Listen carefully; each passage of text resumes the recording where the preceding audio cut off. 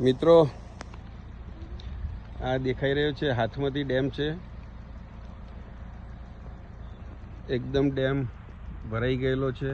જો આ આપણું જામફળનું જે ખેતર છે એને એક જ ખેતર પછી ત્યાં સુધી ડેમનું પાણી આવી ગયેલું છે. એટલે કે માત્ર અહીંથી 100 ફૂટ દૂર જઈએ તો આપણે આ ડેમનું પાણી દેખાય છે. આ જે ખૂણામાં એ સાઈડમાં છે ત્યાં ભવનાથ મહાદેવનું મંદિર જે આવે એ આવે, અને આ સામે ખૂણામાં જઈએ તો બામણા ગામ કવિવર શ્રી ઉમાશંકર જોશીનું જન્મસ્થળ વતન, અને જે સામે આ દેખાય છે એ આનું વેસ્ટ વિયર છે. આ જે હાથમતી ડેમ છે એના કોઈ ગેટ કે એવું કંઈ છે નહીં. જ્યારે હાથમતી ડેમ ભરાઈ જાય, એનું જે લેવલ છે 560 કે 550 ફૂટનું, ત્યારે એ ઓવરફ્લો થઈને પછી હાથમતી નદીમાં પાછળની સાઈડમાં પાણી પડતું હોય છે. એટલે એક આ યુનિક ડેમ જે તે સમયે બનાવેલો ગણી શકાય, કે જેને કોઈ ગેટ નથી. કોઈ ભરાઈ જાય તો ગેટ ખોલવાની કે એવી પણ શક્યતા ના રહે, અને અનલિમિટેડ છેટ સુધી પાણી, હજુ પણ જો વધારે વરસાદ પડે તો એની છેટ સુધી પાણી આવી શકે છે. જોકે જામફળમાં ડૂબે નહીં એટલું છે. પણ મિત્રો જુઓ, ગયા રવિવારે કેટલીક વ્યસ્તતાના કારણે વિડીયો નહોતો શેર કરી શકાયું, પણ ગયા રવિવારે જ ગૌમૂત્ર અને વગેરેનો સ્લરી હતી આપણે જે કરજણ મગનભાઈના ત્યાંથી મંગાવેલી હતી.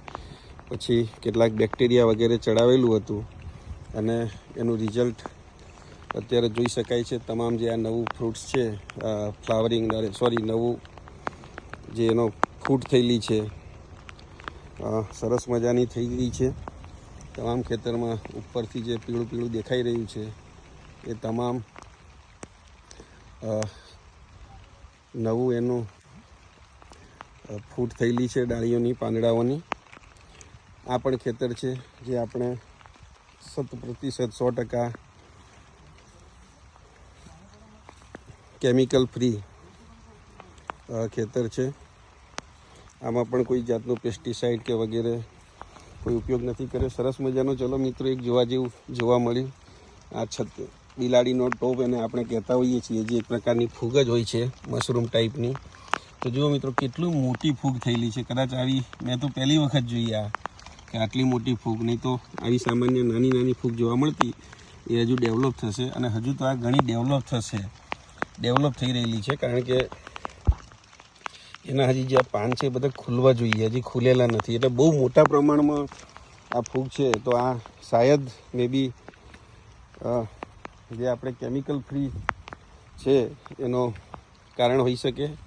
જો અહીંયા પણ ખેતરમાં ઠેર ઠેર જગ્યાએ આ ફૂગ જે જોઈ શકાય છે, અહીંયા પણ આ એનો વિકાસ થઈ રહેલો છે.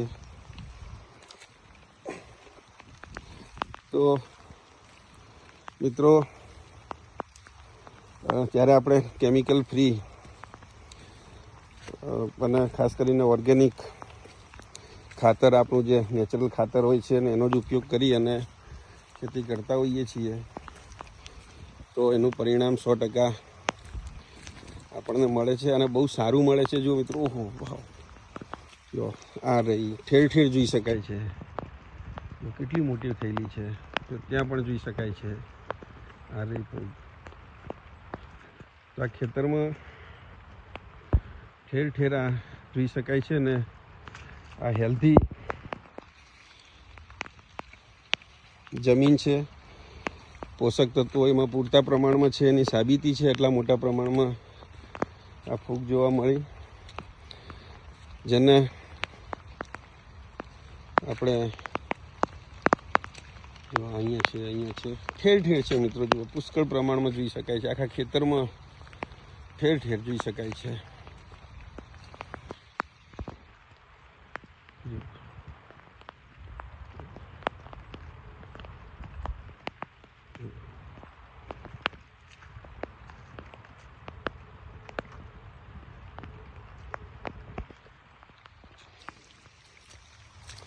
તો મિત્રો, ત્યાં પણ દૂર કોઈ પણ જગ્યાએ આપણે જોઈએ તો અહીંયા તે દૂર પણ જોઈ શકાય છે, અને સરસ મજાના પ્લાન્ટ્સ પણ થઈ ગયા છે તૈયાર.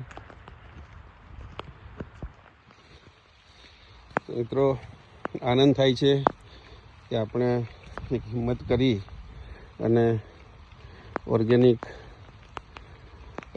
વસ્તુઓનો જ આપણે ઉપયોગ કર્યો છે અને એનું જે આ પરિણામ જે જોઈ છે જોવા મળ્યું અને આપની સાથે જે શેર પણ કર્યું. જો અહીં પણ થડમાં પણ છે. તો બસ મિત્રો, આપની સાથે ખાસ કરીને આ ડેમ અને આ જે ગયા વીકમાં યુઝ કરેલું હતું, જો અહીંયા પણ પુષ્કળ પ્રમાણમાં નાની નાની ડેવલપ પણ થઈ રહેલી છે અને મોટી પણ થયેલી છે. તો આપણો હાથમતી ડેમનો નજારો આપણી સાથે શેર કરવાનો હતો અને સાથે સાથે આપણને આ ફાર્મ પર આ ખેતરમાં પણ જે પરિણામ મળેલું છે એ પણ શેર કરવું હતું. અહીંયા પણ છોડવા પર ફ્લાવરિંગ સારું આવી રહેલું છે અને હજુ એની જે આપણે ટોચ અન્ય ખેતરમાં કટિંગ કરેલી છે એવી અહીંયા હજુ કરેલી નથી.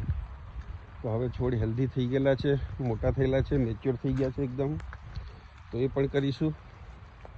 મિત્રો, અગાઉના એક વિડીયોમાં મેં નેચરલ ફેન્સિંગ, લાઈવ ફેન્સિંગ કરીને એક આ ગ્લિરીસીડિયાનું આપણે વાવેતર કરેલું હતું, નાના પ્લાન્ટ્સ લાવીને.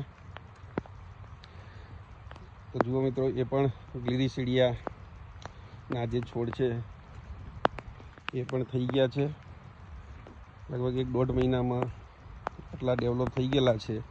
તો એ પણ ખૂબ ઝડપથી મોટા થઈ જશે. બિલાડીના ટોપ ઠેર ઠેર જુઓ મિત્રો, ક્યાંય પણ એવી જગ્યા નથી કે આપણને બિલાડીનો ટોપ જોઈ ના શકાય. તો આ ગ્લિરીસીડિયા જે છે એ પણ ખેતરમાં જ ઉપયોગ કરીશું, એનું કટિંગ કરીને, અને ફેન્સિંગ માટે પણ એનો ઉપયોગ કરીશું. થેન્ક યુ મિત્રો.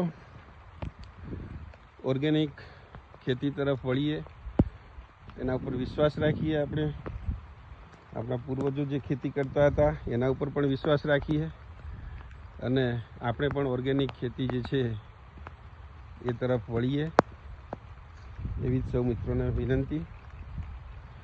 થેન્ક યુ મિત્રો.